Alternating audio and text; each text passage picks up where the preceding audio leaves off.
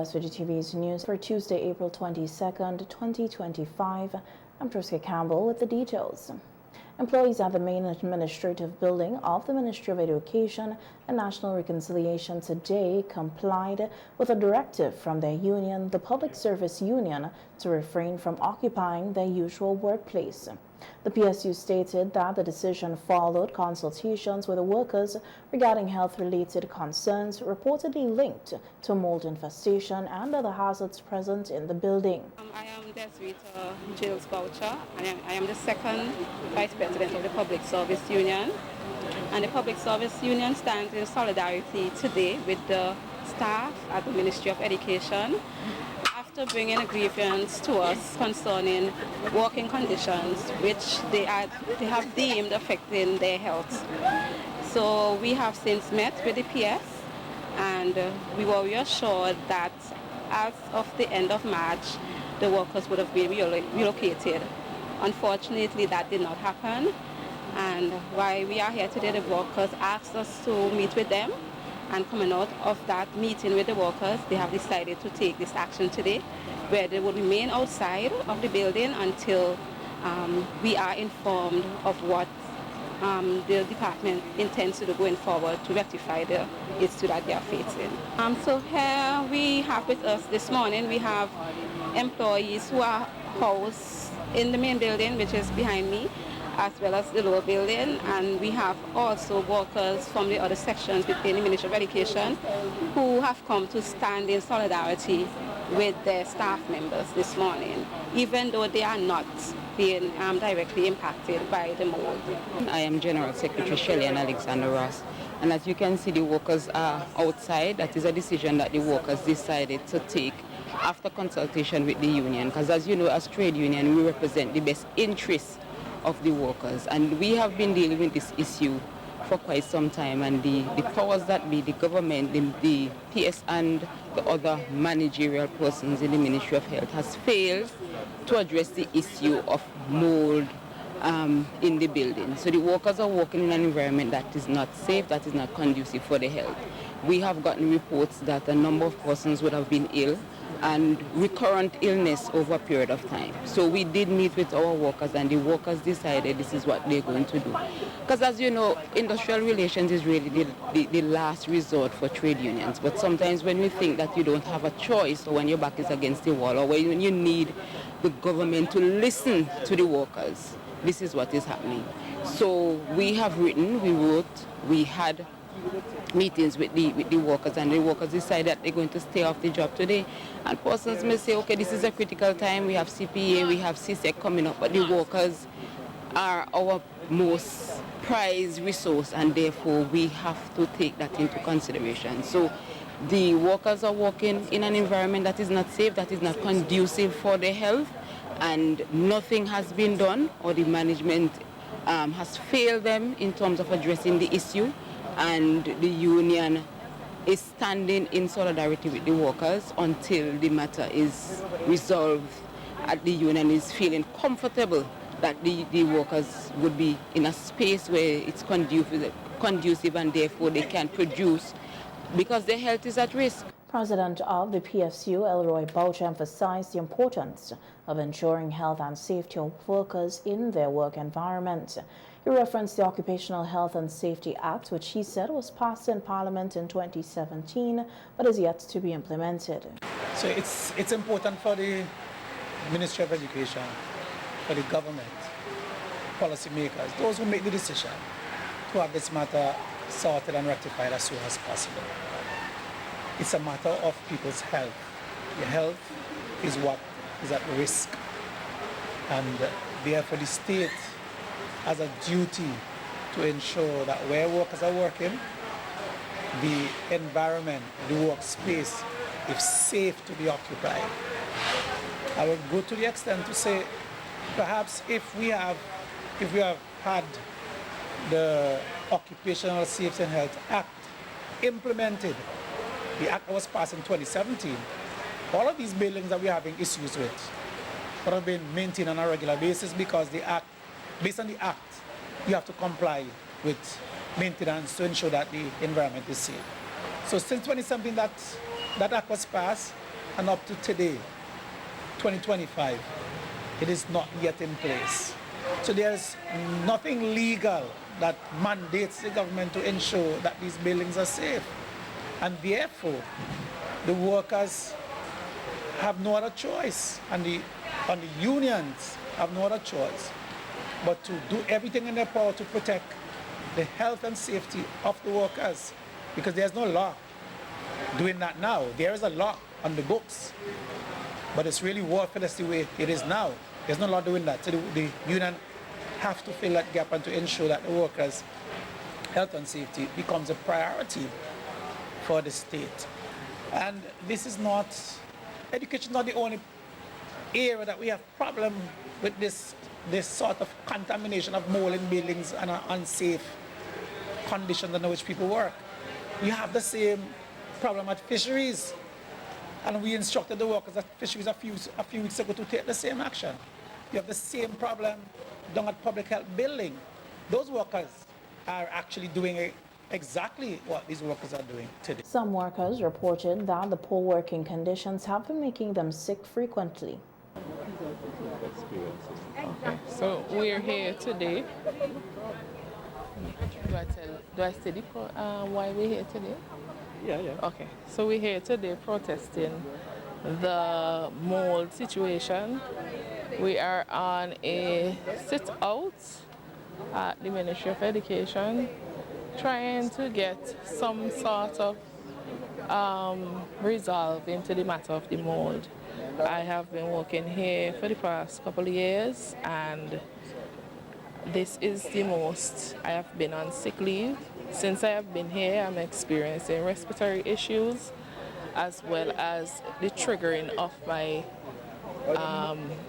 autoimmune disease since I have been here. So I am just here in solidarity with everybody else, trying to get some sort of resolve. Have any other forces been affected like you? Yes, a few of my co-workers were on sick leave as well. They have been on sick leave. What we're looking at here is pathways to rats coming in the building. They would cut, and within a month or so time, it grows back up. Rats are living at the top of the building. I can show you when we go inside. But this is part of our problem at the Ministry of Education. Yet they're living in the roof. You'll be hearing them running about, scuttling about.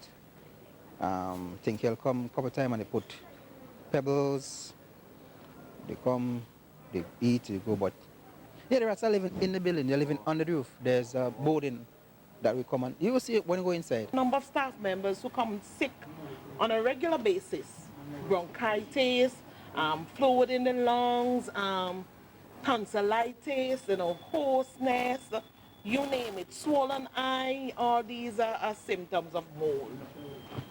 And the list goes on. Efforts to reach an official from the Ministry of Education to comment on the matter was unsuccessful. Minister of Agriculture, Sabota Caesar, has announced that St. Vincent and the Grenadines, along with other OECS member states, is adopting a collective approach to address the ongoing accumulation of sargassum seaweed affecting coastlines across the region. On Easter Monday, April 21st, several locations across St. Vincent and the Grenadines, including the Kingston Cruise Terminal, waterfront, the Oya Fisheries Center, and several closed bays, were blanketed with seaweed, posing serious challenges for fishermen and tourism stakeholders. In an interview with the Agency for Public Information today, Minister Caesar stated that the Ministry of Agriculture will continue to collaborate with fisherfolk and tourism stakeholders to fund sustainable solutions. He also noted that the issue will be raised at the cabinet level for further discussion and action. It's very important that we work together so that we can share the human resource capacity that we have in the sub-region, in the OECS, and also regionally from the standpoint of CARICOM. Yesterday, the department received several calls from the hotel owners across St. Vincent and the Grenadines, persons particularly who have their establishments touching the beaches, and we also got reports from persons utilizing the port. I continue to advocate that there are different solutions. We have worked with a technical team out of Martinique, and they're still doing the requisite scientific research as to whether or not we can utilize this as fertilizer. But at this point in time, I do not advocate that, because there was a finding that there's evidence of heavy metals, and it was also noted that it can be hazardous. So until we get the conclusive report, we are advising farmers not to utilize it as fertilizer, not to utilize it as mulch either. We are going to work with the fisher folk of St. Vincent and the Grenadines, because I know that they are impacted, and the chief fisheries officer will be speaking to some initiatives that we will be advancing. Chief Fisheries Officer Jennifer Cruikshank Howard reported that sargassum seaweed has been affecting St. Vincent and the Grenadines since 2011, but described the recent influx as the largest on record. And we are part of a project with the UNDP to have this address. Lately, we have been having discussions with the UNDP office in Barbados on ways by which they can assist, the project can assist. It's a number of countries. It's St. Lucia, Grenada, St. Vincent, St. Kitts, Nevis, Trinidad and Tobago, and Barbados. We will be receiving some equipment in the form of tractors, barriers, that's some barrier booms, to help us with this influx. It has been a project in the making now for maybe 3 to 4 years, and we are now seeing the fruition of it, and we are very happy to be part of the project. We will be working with the fishers in the different communities, especially in Oria. Oria is one of the fishing communities that is always been affected, even though it is in a small quantity, but that fishing community is really at a disadvantage when we have sargassum, and we will be working with the fishers there to assist them. We know it has been affecting the other fishers, especially those who have to go to sea and have to use the various sites. For example, Kingston yesterday we saw a large quantity. We have never seen that before, but again, we will be working with our minister and make sure that we have some work being done, and we can assure the fishers that we will be working with them to address this issue. Thanks. In response to the recent seaweed infestation along parts of the coastline, including Brighton Beach, a cleanup exercise was carried out over the Easter weekend. Gerald Jackson, CEO of Coastal Adrenaline, said regular cleanups will be conducted at the beach to help maintain a clean and healthy environment. Jackson shared that Coastal Adrenaline marked its second anniversary over the Easter weekend. Rather than hosting a celebration, he chose to give back to his community by organizing a beach cleanup in Brighton. Celebrating our second anniversary, and instead of the usual party and celebration, we decided, because we believe in coastal environmental protection, we wanted to do something on our second anniversary to clean the beach. And hence the reason we're here today at Brighton Beach with a group of volunteers doing just what we intend to do: clean the beach and beautify the coast of St. Vincent and the Grenadines. Jackson emphasized that the organization is committed to continuing efforts to protect and preserve the environment. We will switch that, but we will continue to clean in between. We want to go to other beaches, other parts of St. Vincent. We want to live up to our name, Coastal Adrenaline, and the coast is what we showcase to our guests, and combine that with adrenaline. So yeah, we're going to continue cleaning. We're going to continue protecting the coastline of St. Vincent and the Grenadines. We believe in environmental protection and keeping our beaches clean for generations to come. It was a busy Easter weekend for the Royal St. Vincent and the Grenadines Police Force, with 2 homicides recorded in separate incidents. The SVG police forces launched an investigation into a homicide that occurred in the community of Diamond on Thursday, April 17, 2025. According to police reports, at approximately 5:10 p.m., officers received a call about a shooting incident along the Diamond Main Road. Upon arrival, they discovered the lifeless body of a male individual, later identified as Dasihan Jack, a 20-year-old laborer of Diamond. Preliminary investigations reveal that Jack sustained multiple gunshot wounds. He was pronounced dead at the scene. Approval was granted for the removal of the body, which was then transported to the Milton Cato Memorial Hospital mortuary. A post-mortem examination will be conducted to determine the exact cause of death. Personnel from the crime scene unit processed the area and collected several exhibits believed to be of evidential value to the ongoing investigation. Meanwhile, another fatal shooting occurred in Layu on Saturday, April 19th, prompting a second investigation. The police responded to a report of a shooting in the area and, upon arrival, discovered the unresponsive body of a male with apparent gunshot wounds to the upper body.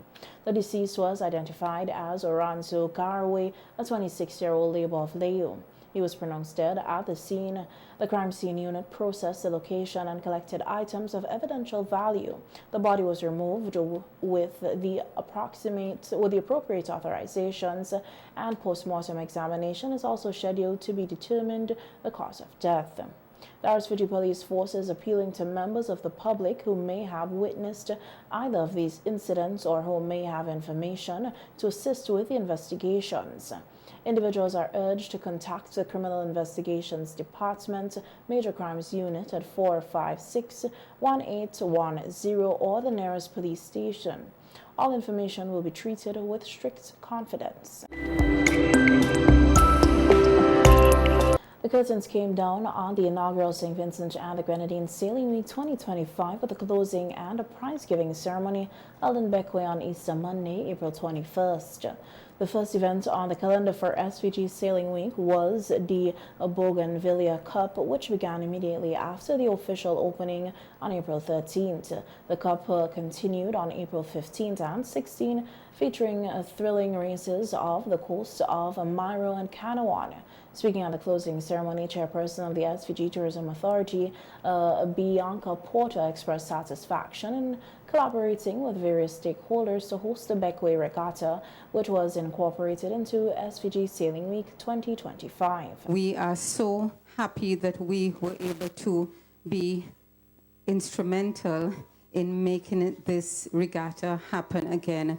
We recognize that it is an important part of the culture of the people of Beckway. It is important to the people of Beckway, and there are a number of persons who I won't name, but who have provided their expertise and their time over the years building the regatta to what it had become, and it would have been a shame to have just let it sort of slip away. The Beckway Easter Regatta is part of who you are here in Beckway, and sailing is one of our niche markets, one of our important niche markets in St. Vincent and the Grenadines, hence the reason why the idea was born really through our Minister Carlos James, to host a sailing week which would run right into the Beckway Easter Regatta. We are hoping that next year we'll have an even greater presence. Minister of Tourism and Culture, Sustainable Development, Carlos James, commended all stakeholders who contributed to making the inaugural SVG Sailing Week a reality and a resounding success. One of the persons who spoke earlier said we're coming to the end. But I want to say to you, it is in fact the beginning of something remarkable that is taking place here in St. Vincent and the Grenadines. The Sailing Week, as we will call it, really adds value to the Beckway Easter Regatta. It is something that is going to be even more marketable for us to bring more people to the island and to bring more people here to add value to the economic activity that we're seeing on Beckway. But an important part of it, though, is the ability for us to extend sailing to the southern Grenadines. As we know, Easterval is also a big part of the Easter period for us in Union Island and Mairo. And because of what took place this year or last year as a result of Hurricane Beryl, we thought it was important to also drive a lot of traffic to the southern Grenadines so we can also include them in the activities. This is going to continue into next year and many other years to follow as we celebrate the many successes of all of the sailing, the dexterity, the agility, and of course the talent of our local and regional and international sailors. Minister James also expressed thanks to those who supported the initiative to include the Bequia Easter Regatta as part of the SVG Sailing Week 2025. Many of them thought, well, we wouldn't have a Bequia Easter Regatta this year. And each and every one of you who are here standing, you proved them wrong. You said we are going to get up, we're going to show up, and we're going to support and do this one for the culture. Importantly, the SVG Sailing Association, we've been working closely with all of the sailing clubs and including the youth sailors. For me, it was really the highlight of this entire week of activities, seeing so many youngsters getting involved, hoisting their sails and getting out there and continuing this tradition. And many of the persons who are here will talk about sailing. And I met Dennis from Myro and all the folks who came up and who came over. An African who came over as well. What is really important about this product is the legacy that we leave behind. There are many of you who sit here and you may also be critical of the work of everyone who's involved. And you pull and you talk and you say, well, we didn't do it this way, or we shouldn't do it until next year, or this, and we have all the excuses. And every year that we don't do the Sailing Week and we don't host the Bequia Easter Regatta is a year lost in terms of our legacy and the youth sailors who are part of it. It's a year lost when other regional events and activities of this nature are looking to grab the slots. And as Kelly said earlier, Easter is the perfect time for sailing. And if other Caribbean islands are noticing it, and if this Bequia is not having Easter Regatta, then they're going to grab it and they're going to use it. Changes on the horizon for 2025, thanks to leadership of the Development Corporation, the CDC. Speaking on the leaders face-to-face program today, CDC Marketing Representative Officer Oswald Roberts announced that some goals and the dates for this year's carnival events have been adjusted to address long-standing complaints from patrons regarding inconvenience. We are changing venue and we are using a later date. Not when I say a later date, the usual thing is the first Saturday in May. That's the usual date we launch. Last year we didn't use the first Saturday. This year we'll not be utilizing the first Saturday. We actually will be launching on the 10th of May, which is the second Saturday in May. And the venue this time is the E.T. Joshua Tarmac. Okay. The change of venue, if you recall, last year we did it on a Friday. It was a little bit of inconvenience for traffic at some point based on the venue we use. So we decided to take it away where we won't have that restriction. We won't have to worry about that. We also know that parking is of concern to persons when they go out. The tarmac could provide a lot of space for parking and etc. for this activity, which we plan to start at 6 p.m., have a pre-show, and then we go into the actual show at 8 p.m. Roberts also revealed plans to revitalize traditional street events, including the street jump up and the juve, which he said have lost some of their energy in recent years. What you will be seeing when you get to the tarmac, I mentioned the start from 6 p.m., but we'll be having some activities higher up, close to the bus stop area. Right. We'll have a truck there and we do like a mini jump up, go down. That focus will be on the traditional elements of Juve, because we want to put some energy behind Juve. We realize that Juve, it's kind of traditional elements of Juve kind of dying off. Yeah, and we want to ensure that you have some focus on it. We want to encourage groups and so forth to participate in Juve, be creative. Even if you're not part of group individuals, we want you to come out dress for Juve, wearing your traditional type attire and that kind of thing, your little placard or whatever messages you want to send, etc. And we want to bring that back, so we're going to put some focus on it. So the jump from the top of the tarmac go down to where we have in the launch will be Juve-driven, traditional Juve. Yeah. Other persons, of course, would participate, but the real focus would be on traditional Juve. He further noted that traditional whistle stops will not be held this year. Instead, they will be replaced by a new touch-and-go style event aimed at offering a fresh and more engaging experience for revelers. Before you go any further, Ezzy, I know usually we have a whistle stop that takes place every year. Would that be happening this year? Whistle stop, no. We decided not to do the whistle stops. Again, you know, things change, things evolve. We had a period of time when whistle stops were massive, when persons were coming from leeward and windward, you know, behind these trucks and so forth. And we noticed over the years it's kind of tapered off. The response is not the same to the whistle stop. So maybe we stop it for a year or two. Sometimes when persons miss thing, they gravitate to it when it returns. So maybe it's something we may reconsider going down the road, but this year we'll not be doing the whistle stops when we're not leeward. What we'll be doing, however, will be on the Friday, we're doing something called touch and go in and around Kingston. We'll start at Heritage Square with a mini parade, so to speak, around Kingston, and end up, and we'll be ending on Heritage Square at the Lano Bar. We'll have a stage and a program running there and so forth. It's basically an open mic type of activity. Artists want to sing their songs, somebody wanted a performance. Until 2024 is expected to be launched officially in 10. Ministry of Foreign Affairs, Foreign Trade and Consumer Affairs of Phoenix Foreign Trade Department recently held a national consultation with the Conference of Parity on April 23rd about the global campus in Kingston. The ministry says that this timely consultation for its part is not going to be a mission to strengthen the region's position on external trade negotiations with specific focus on tariff liberation. The discussion interview explored the strategic factors shaping Americans' offensive, defensive, and neutral stances in trade talks, tied to products and sectors within each interest category. The view of Turkish trade performance from 2012 to 2021 and evidence the base strategies provide Americans' offers and requests and market access negotiations according to the ministry as the trade dynamics evolve globally.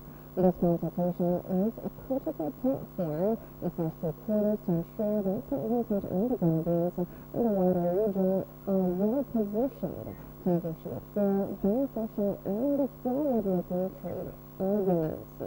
The ministry said that it welcomes a robust strategic dialogue as a way to protect national interests, deepen regional integration, and offer new economic opportunities.